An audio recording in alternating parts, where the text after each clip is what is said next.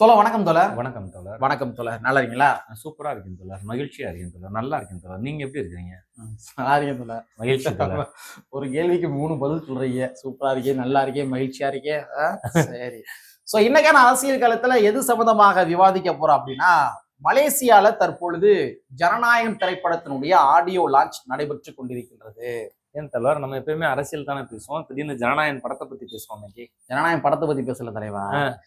நம்ம எந்த ஒரு விடயத்தை பார்த்தாலும் அதுல அரசியலோட பொருத்தி பார்த்து பார்க்கணும். அதனால இந்த ஜனநாயகன் ஆடியோ ரிலீஸ்லயும் கூட ஒரு மிகப்பெரிய அரசியல் ஒளிந்திருக்கின்றது. நமக்கு முன்னாடி பல்வேறு வகையான கேள்விகள் விரிவடைந்து உள்ளது. அப்படியா? ஆமா. சோ அந்த மேட்ரு என்ன, அதற்கு பின்னாடி இருக்க அரசியல் என்ன என்பதனை இந்த காணொலியில கொஞ்சம் டீட்டெயிலா பார்த்துடலாம். நண்பர் அனைவருக்கும் உரிமைகள் மலைக்காட்சியின் சார்பாக இனிய வணக்கம். நாங்க படி வந்து பார்த்துட்டோம். இனி ஜென்மத்துக்கும் எங்களால துணிய முடியாது. அதனால நாங்க சண்டை போட போறோம். தோழர், ஒரு வடிவேல் காமெடி இருக்கும், நீங்க பார்த்துருப்பீங்க. அதாவது இந்த இசை என்பது கொத்துற கொலவீட்ட இருக்கும், கத்துற குழந்தைகிட்ட கூட இருக்கும் அப்படின்னு சொல்லி ஒரு காமெடி பார்த்துருப்பீங்க. எங்க இருந்தாலும் சத்தம் தாலே அது இசைதான். இசைதான். சோ அந்த மாதிரிதான் எங்க ஒரு நிகழ்வு நடந்தாலும் கூட அதை நம்ம அரசியலோட பொருத்தி பார்ப்பதுதான் ஒரு அரசியல் அணுகுமுறையாக இருக்க முடியும். சரி. சோ அந்த வகையில தான் ஜனநாயகம் திரைப்படத்தினுடைய ஆடியோ ரிலீஸ் தற்பொழுது மலேசியாவில் நடைபெற்று கொண்டிருக்கின்றது. அதனுடைய அந்த வீடியோ பைட்ஸ் இருக்கு இல்லையா, அந்த வீடியோ பைட்ஸ் ஒவ்வொன்றும் வர்றதை பார்க்கின்ற பொழுது மிகப்பெரிய ஒரு ஆச்சரியமா வந்திருக்கு. ஒரு பெரிய லெவலான ஒரு கிரேசி ஃபேன்ஸ் இருக்கிறாங்க. அதாவது தமிழ்நாடு, இந்தியா அப்படின்றத தாண்டி இன்னொரு நாட்டுல மலேசியால இருக்கக்கூடியவர்கள் விஜய் மீது இவ்வளவு மக்கள் வெள்ளம் கொண்ட ரசிகர்கள் கூட்டமா, மலேசியா தமிழர்கள் எவ்வளவு ஒரு ஆச்சரியமான விஷயம். எவ்வளவு மக்கள், அது நம்ம சாதாரணமா அரசியல் கட்சி கூட்ட முடியல. ஆனா இன்னைக்கு விஜய் பார்த்தோம்னா ஒரு கிரேசி, அப்படியே அந்த வெறித்தனமான கத்து. நம்ம தமிழ்நாட்டுடைய முதலமைச்சர் அவர்கள் வெளிநாடுகளுக்கு போனாங்க அப்படின்னா, இங்க இருக்கிற டிஆர்பி ராஜா அவர்களே என்ன பண்ணுவாருன்னா, அதுக்கு முன்னாடி அங்க போயிருவாரு. அங்க போய் அவர் ரிசீவ் பண்ணுவாரு. இந்த மாதிரிதான் ஒரு பேட்டர்ன் நம்ம தமிழ்நாட்டினுடைய ஆளுங்கட்சி வச்சிருக்கிறாங்க. ஆனா இன்னைக்கு நடைபெற்று கொண்டிருக்கின்ற இந்த நிகழ்வு என்பது அந்த கிரேசி ஃபேன்ஸை பார்க்கின்ற பொழுது நம்ம என்னடா இந்த அளவுக்கு இருக்கிறீங்க, ரொம்ப சிம்பிளா அப்படின்னு தோணுது. என்னடா இந்த அளவுக்கு பைத்தியகாரத்தனமா இருக்கிறீங்கன்னு தான் தோணுது. அந்த அளவுக்கு கிரேசியா இருக்காங்க. பைத்தியகாரம்னா தவறா சொல்லல, ஒரு கிரேசி ஃபேன்ஸா இருக்கிறாங்க. சோ இதனால நமக்கு என்ன ஒரு கேள்வி விரிவடைகின்றது அப்படின்னா, இவ்வளவு பெரிய ஒரு கிரேசி ஃபேன்ஸ் இருக்கிறாங்க, இவ்வளவு பெரிய மேன் பவர் இருக்கிறாங்க, இவ்வளவு பெரிய ஒரு மனித வளம் இருக்கிறாங்க, இவ்வளவு பெரிய ஒரு யங்ஸ்டர்ஸ் எனர்ஜி இருக்கிறாங்க. சோ இந்த எனர்ஜியை நாம என்ன பண்ண போறோம்? இந்த எனர்ஜியை நாம பிஜேபி பக்கம் நீ சங்கிதான் அப்படின்னு சொல்லி அரசியலுக்காக அந்த மனித வளத்தை தள்ளி வைக்க போறோமா, இல்லாட்டி அந்த மனித வளத்தை நம்ம என்ன பண்ண போறோம்? இதுதான் நம்ம முன்னாடி இருக்கிற மிகப்பெரிய கேள்வி. ஐயோ, நீ பேசுறா ரைட்டு தான் தலைவா. ஆனா இப்ப ஒரு கேள்வி வச்சீங்க தெரியுமா, இதை சங்கின்னு சொல்லி ஒரு 1.5 கோடி 2 கோடி அந்த தமிழக வெற்றி கழகத்தை கட்சியை சங்கின்னு சொல்லி தள்ளி வைக்க போறீங்களா, இல்ல அவங்களை எஜுகேட் பண்ணி அம்பேத்கரிஸ்டா, ஒரு பெரியாரிஸ்டா, இல்ல காமராஜரிஸ்டா, இல்ல வீரமங்க வேலு நாச்சியார் இருக்காங்க, அதே மாதிரி பெரியாரிஸ்டா, அந்த அஞ்சலை அம்மாள், அந்த கொள்கையின் அடிப்படையில இந்த மக்களை கொண்டு வலு சேர்க்க போறீங்களா? இன்னைக்கு இருக்கக்கூடிய லீடர்ஸ், தலைவர், இங்க தமிழ்நாட்டில் இருக்கக்கூடிய தலைவர்களுக்கு மிகப்பெரிய ஒரு சிக்கல். ஏன்னா அது ஒரு மனித வளம், சாதாரண விஷயம் இல்ல. யங்ஸ்டர்ஸ் தலைவா, ஏறக்குறைய 2 கோடி பேர் இன்னைக்கு தமிழக வெற்றி கழகத்துல இருக்கிறதாக தகவல் உளவுத்துறை சொல்கிறது. அப்ப அந்த 2 கோடி பேரை எஜுகேட் பண்ண வேண்டிய தேவை ஜனநாயகவாதிகளுக்கு இருக்கிறது. குறிப்பா அம்பேத்கரிஸ்டுக்கு இருக்கிறது. யாரெல்லாம் அம்பேத்கர் கொள்கையை தூக்கி பிடிக்கிறார்களோ, யாரெல்லாம் பெரியார் கொள்கையை தூக்கி பிடிக்கிறார்களோ, யாரெல்லாம் சாதி இல்லை என்று தூக்கி பிடிக்கிறார்களோ, அவர்கள் விஜயோடு இருந்து அவர்களையும் அம்பேத்கரியமாக மாற்றுவதற்கு ஒரு டூலை பயன்படுத்துவதுதான் புத்திசாலித்தனமே வர, சங்கி என்று சொல்வது எப்படி புத்திசாலித்தனமா? அந்த மனித வளத்தை நம்ம வீணடித்து விடக் கூடாது அப்படின்றதுல நம்ம தெளிவா இருக்கணும். ஆமா, இதைத்தான் நம்ம ஆரம்பத்துல இருந்தே நம்மளுடைய சேனலை சுட்டி காட்டியிருக்கோம். நீங்க நமக்கு என்ன முத்திரை வேணா குத்திக்கங்க, எனக்கு அதை பத்தி கவலை கிடையாது. விஜய்க்கு நீங்க என்ன முத்திரை வேணா குத்திக்கங்க, அவர் RSS உடைய கைக்கூலி, RSS அவரை இயக்குது, இந்த மாதிரி என்ன விதமான முத்திரை வேண்டுமானாலும் குத்தி கொள்ளலாம், அதை பத்தி நம்ம கவலை கிடையாது. பட் இருந்தாலும் விஜய் பின்னாடி இருக்கிற அந்த மேன் பவர் இருக்கு இல்லையா, அந்த மனித வளம் இருக்கு இல்லையா, சோ அந்த மனித வளத்தை நாம எப்படி அரசியல்படுத்த போறோம்? நமக்கான ஒரு மனித வளமாக எப்படி மாத்த போறோம்? சாதி ஒழிப்பிற்கான ஒரு மனித வளமாக எப்படி மாத்த போறோம்? அதே மாதிரி ஒரு சமத்துவத்துக்கான ஒரு மனித வளமா எப்படி மாத்த போறோம்? மத கலவரங்களுக்கு எதிரான ஒரு மனித வளமாக நம்ம எப்படி மாத்த போறோம்? இது நம்ம முன்னாடி இருக்கிற ஒரு மிகப்பெரிய ஒரு கேள்வி. ஏன்னா எனக்கு என்ன தோணுதுன்னா, தமிழக வெற்றி கழகத்தினுடைய விஜய் அவர்கள் கட்சி ஆரம்பிக்கிறாரு. கட்சி ஆரம்பிச்ச உடனே அவர் என்ன டிக்ளேர் பண்றாருன்னா, என்னுடைய அரசியல் எதிரி திராவிட முன்னேற்ற கழகம், என்னுடைய கொள்கை எதிரி பிஜேபி அப்படின்னு சொல்லி தன் முன்னாடி இருந்த ஏறக்குறைய பல லட்சம் இளைஞர் முன்னாடி வந்து பிரகடனப்படுத்துறாரு. குறிப்பா வந்து விக்ரவாண்டி மாநாட்டுல முதல்ல வந்து என்னுடைய கொள்கை எதிரி, என்னது கொள்கை எதிரி பிஜேபி அப்படின்னு சொல்றாரு. அரசியல் எதிரி திராவிட முன்னேற்ற கழகம் சொல்றாரு தமிழ்நாட்டுல. அதே ஸ்டாண்ட தான் மதுரை மாநாட்டிலையும் சொல்றாரு. அதே ஸ்டாண்ட தான் அவரு இந்த ரோட் ஷோ போனார் இல்லையா, எல்லா இடங்கள்லயும் அத ஆழமா பதிவு செய்யறாரு. அப்படி இருந்து போய் ஒரு 2 கோடி உறுப்பினர்களை வந்து ஒரு இளைஞரை, ஒரு யங்ஸ்டர்ஸ், பெண்கள் அதிகமா இருக்கக்கூடிய ஒரு கட்சி. பெரியார் சொல்லுவாரு, ஒரு பெண் கல்வி கற்றால் ஒரு குடும்பமே வளமா இருக்கு அப்படின்னு சொல்றாரு.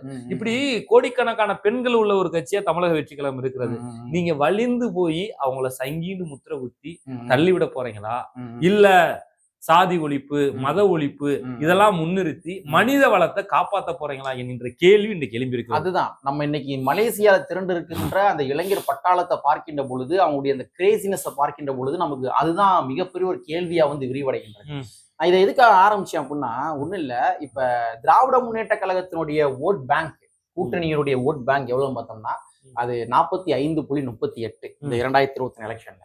அதே மாதிரி ஏடிஎம்கேனுடைய கூட்டணியுடைய ஓட் பேங்க் எவ்வளவு பார்த்தோம்னா 39.71.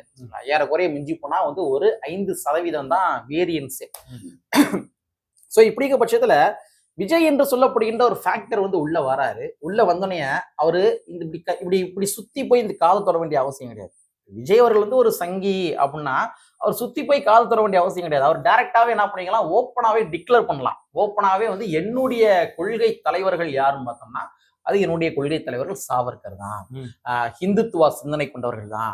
ஸோ ஹிந்துத்துவா சிந்தனையை யாரெல்லாம் தூக்கி பிடிக்கிறாங்களோ அவங்களாம் என்னுடைய கொள்கை தலைவர்கள் அப்படின்ற மாதிரி டைரக்டா டிக்ளேர் பண்ணியிருந்தார் அப்படின்னா பிஜேபி ஈஸியா தமிழ்நாட்டுல கால் ஊன்றி இருக்க முடியும். கண்டிப்பா இவ்வளவு தூரம் கஷ்டப்பட வேண்டிய அவசியமே ஈஸியா வந்து ஒண்ணுமில்ல, விஜய் வச்சே விஜய் முதலமைச்சரா இருந்துக்கப்பா நான் சப்போர்ட் பண்றோம்னா ஆயிட்டு போயிடலாம். வாப்பா அதிமுக கூட்டணி, அதிமுக பிஜேபி 2 பேரும் சேர்ந்தே நாங்க வந்து என்னன்னா ஏறக்குறை 39 ஓட்டு வாங்கிட்டோம்.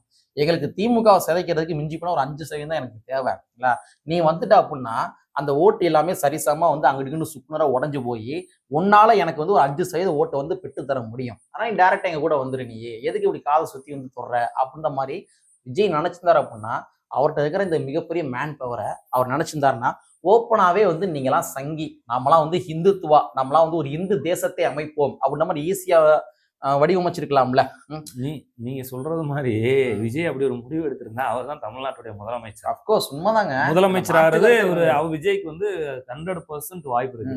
அவர் அதெல்லாம் தேவையில்லை, நான் வந்து பிஜேபி கொள்கை எதிரி, திமுக அரசியல் எதிரின்னு சொல்லிட்டு அவர் வந்து ஃபைட் பண்ணி களத்துல நிக்கிறாரு. பிறப்புக்கும் எல்லாம் அப்படின்ற ஒரு கான்செப்ட சொல்றாரு தலைவா. சாதாரண விஷயம் இல்ல.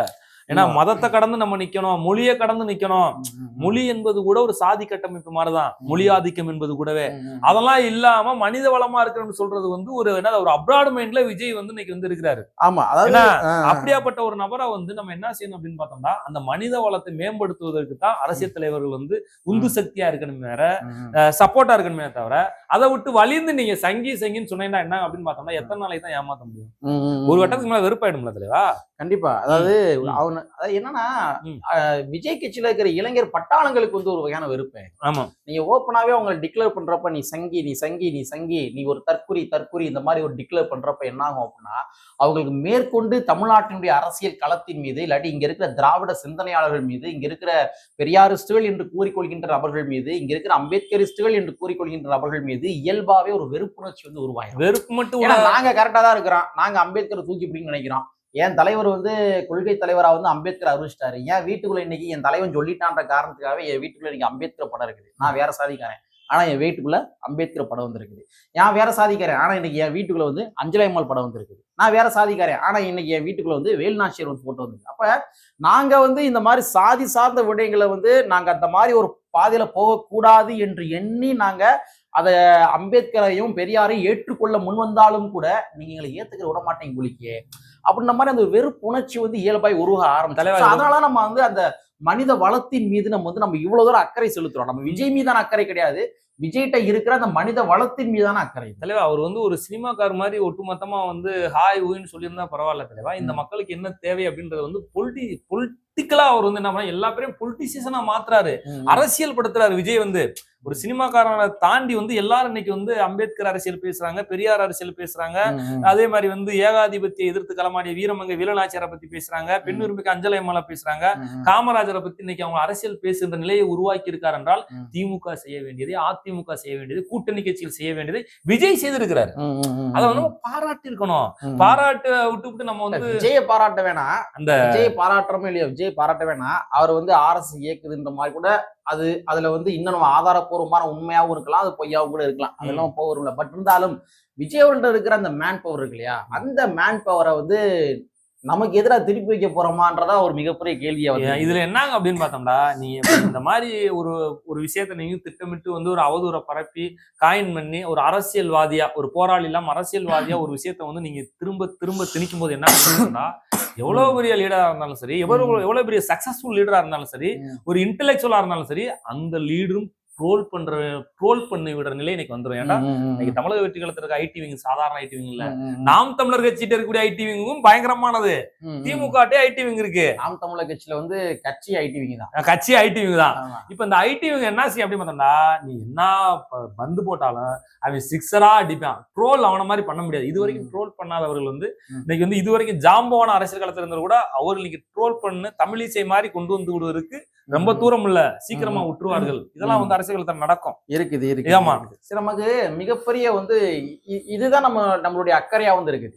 வந்து விஜய்கிட்ட இருக்கிற அந்த மேன் பவர் வந்து வேஸ்டா போயிடக்கூடாது அப்படின்னு நினைக்கிறேன். ஏன்னா இன்னைக்கு மலேசியா நடைபெற்று கொண்டிருக்கின்ற அந்த நிகழ்ச்சியை பார்க்கின்ற பொழுது நமக்கு அப்படிதான் தோணுது. அதாவது விஜய் அவர்கள் வந்து பக்கமா 1 hour 2 hour வந்து மேடையில் இருந்து பேசல. அதுல வந்து ஒரு சில போதாமைகள் இருக்குது. அதே மாதிரி பிஜேபியை தீவிரமா எதிர்ப்பதிலையும் போதாமைகள் இருக்குது. அது மாற்றுகிறது கிடையாது, நம்ம சொல்லிதான் ஆகணும். பிஜேபி இன்னமும் தீவிரமா எதிர்க்கணும், இன்னமும் பிஜேபியை வந்து எதிர்த்து பேசணும், RS எதிர்த்து பேசணும். அதெல்லாம் அப்கோர்ஸ் அதெல்லாம் வந்து நம்ம முன்னாடி வைக்கிற விஜய்கிட்ட முன்னாடி வைக்கிற ஒரு இந்த இடத்துல நான் கேட்கிறேன், திமுக எந்த இடத்துல இருக்கு இல்ல தலைவா? விஜய் எதுக்குறாப்ல கொள்கை எதிரின்னு வந்து ஓப்பனா விஜய் சொல்லிட்டாரு. ஆளுங்கட்சி திமுக என்னைக்காவது வந்து பிஜேபி கொள்கை எதிரின்னு ஓப்பன் டிக்ளேர் பண்ணிருக்க வாய்ப்பு இருக்கா? சொல்லுங்க பாப்பா. சனாதனத்துக்கு எதிராக ஒரு மாநாடு போட துப்பு இருக்கான்னு கேக்குறீங்க? ஆமால, திமுக சொல்லிருக்காங்க. திமுக சொம்பா இருக்கீங்கல்ல, திமுக எத்தனையோ ஒரு சொம்பா இருக்கிறீங்க. திமுக டிரான்ஸ்பரன்சியா, ஒரு டிரான்ஸ்பரண்டா நாங்க வந்து இது பிஜேபி RSSக்கு வந்து நாங்க எதிரான ஒரு நபர்ன்ற வந்து ஓப்பனா சொல்லிருக்காங்களா? விஜயா வடிவமைச்சு பிரச்சாரமா முன்னெடுக்க முடியுமா? அப்ப அவங்களே ஆளுங்கட்சியே செய்யலாம். விஜய்னால ஓப்பன் ஸ்டேட்மெண்டா சொல்லிருக்காரு, என்னுடைய கொள்கை எதிரி பிஜேபின்னு சொல்லிருக்காரு. அதுக்கு நான் விஜயை பாராட்டுவேன். நீங்க பாராட்ட வேணாம், நான் பாராட்டல. அதான் நான் என்ன சொல்றேன் அப்படின்னா, இன்னும் தீவிரமா வந்து விஜய் அவர்கள் வந்து பிஜேபி அரசு எதிர்த்தாதான் இங்க இருக்க ஜனநாயகவாதிகளுக்கு வந்து விஜய் அவர்கள் மேல இன்னும் நம்பிக்கை வந்து வலுவா வந்து அமையும். அதுல மாற்றுக்கிறது கிடையாது. பட் இருந்தாலும் விஜய் அவர்கள் தன்னுடைய பேச்சுகள் அவர் என்ன பண்றாருன்னா, வளவலா கொலகொலான்னு சொல்லி வேற எதுவுமே பேசவே இல்லை. பிஜேபி எதிர்ப்பதுல கொஞ்சம் வந்து தடுமாற்றங்கள் இருக்குன்றதை புரிந்து கொள்ள முடிகின்றது. அட் த சேம் டைம் வந்து அவர் மேபி 2029 நாடாளுமன்ற எலெக்ஷனை மையப்படுத்தி கூட பேசலாம், இருக்கலாம். அதுல அந்த மாதிரி ஒரு ஸ்டாண்ட் இருக்கலாம்.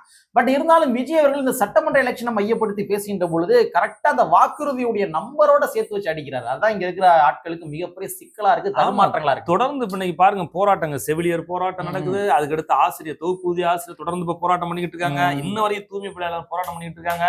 அவங்க போராடி தானே இருக்கிறாங்க. அதாவது அவங்களே என்ன பண்றாங்கன்னா, தேர்தல் வாக்குறுதியில திமுக கொடுத்த அந்த வாக்குறுதியோட எண்களோட சேர்த்து வச்சே போராட்டங்கள் பண்றாங்க. ஆமா, அப்ப இதெல்லாமே வந்து விஜய் அவர்கள் கொளுத்தி போட்டதுதான். இதெல்லாமே கொளுத்தி போட்டு என்ன பண்றாருன்னா, விஜய் கட்சியில இருக்கிற அந்த மனித வளர்த்துட்டு அவர் என்ன பண்றாருன்னா, இந்த மாதிரி திமுக இத்தனை நம்பர் வாக்குறுதியை நிறைவேற்றவில்லை என்று கூறிய உடனே அவங்க என்ன பண்றாங்க, அந்த ஒட்டுமொத்த மேன் பவர் என்ன பண்றாங்கன்னா அரசியலை பேச தயாராகின்றார்கள். திமுக காரங்க யாராவது ஜஸ்டிஃபை பண்ணி திமுக காரங்க யாராச்சும் திமுக ஜஸ்டிஃபை பண்ணி மேடைகள்ல பேசினாலும் கூட இவங்க என்ன பண்றாங்கன்னா, இத்தனை நம்பர் வாக்குறுதியை வந்து அரசாங்கம் நிறைவேற்றல, எங்க சொல்ல பார்ப்போம், நிறைவேற்றிடுன்னு சொல்ல பார்ப்போம் அப்படின்ற மாதிரி அந்த அரசியல் புரிதல் வந்து அவங்களுக்கு ஏற்பட ஆரம்பிச்சிருக்கு. அதுல தடுமாற்றங்கள் இருக்கலாம், பட் இருந்தாலும் புரிதல் ஏற்பட ஆரம்பிச்சிருக்கு. சோ அதைத்தான் நம்ம சொல்றோம். சோ வந்து இந்த மாதிரி வந்து ஒரு மனித வளம் என்பது, இந்த மனித வளம் வீணாக போய்விடக்கூடாது. இந்த மனித வளம் வந்து ஹிந்துத்துவ சிந்தனை நோக்கி நகர்ந்து விடக்கூடாது, சாதிய சிந்தனை நோக்கி நகர்ந்து விடக்கூடாது, RSS சிந்தனை நோக்கி நகர்ந்து விடக்கூடாது.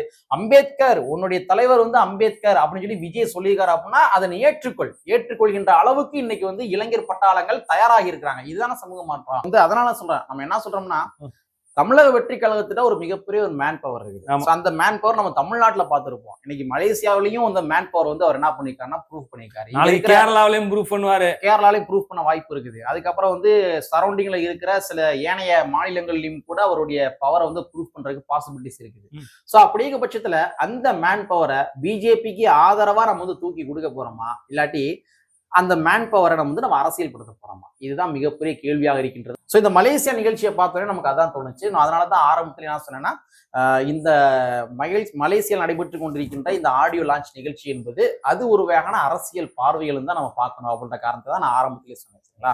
ஸோ எல்லாத்தையும் அரசியல்படுத்தணும் அப்படின்றதான் வந்து நம்ம தமிழ்நாட்டு மக்களுடைய நோக்கமாக இருக்க வேண்டும், தமிழ்நாட்டில் இருக்கிற தலைவருடைய நோக்கமாக இருக்க வேண்டும் அப்படின்றத கூறிக்கொண்டு, கற்பி ஒன்று சைடு புரட்சி சைடு புரட்சியாளர் அம்பேத்கருடைய வரியை கூறிக்கொண்டு நிறைவு செய்கின்றோம். நன்றி, வணக்கம்.